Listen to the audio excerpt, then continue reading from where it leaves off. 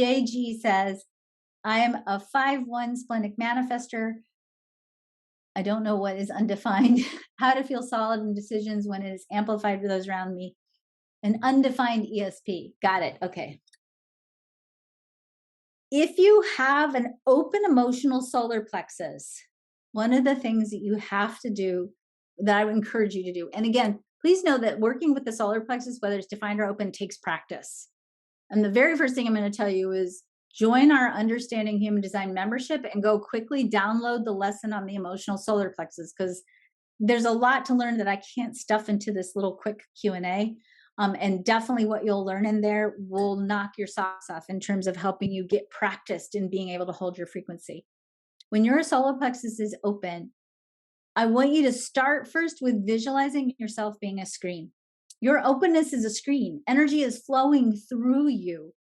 But if you don't know how to let it flow through you and you're holding on to it, especially if it feels hard or heavy, then you're getting bogged down in other people's emotional energy. So practice being a screen. Literally visualize yourself being a screen. I would also say that for all of you, if the emotional energy is heavy, the emotional solar plexus, when we look at it physiologically, is associated with the kidneys and digestion and assimilation.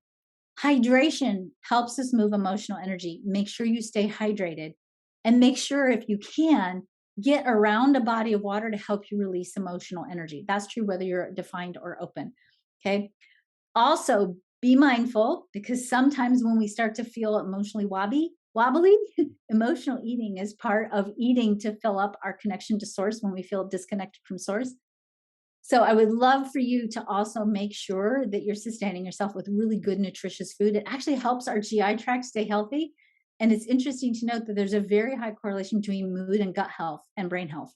So eat really healthy food. That's probably the biggest, most important thing to do with solar plexus stuff. I can tell you all kinds of other ways to balance your emotional energy, but I would say stay well hydrated, eat high quality foods, go outside and ground yourself in earth energy and get yourself in your bodies of water. That will help, especially if you do it consistently and it becomes part of your practice.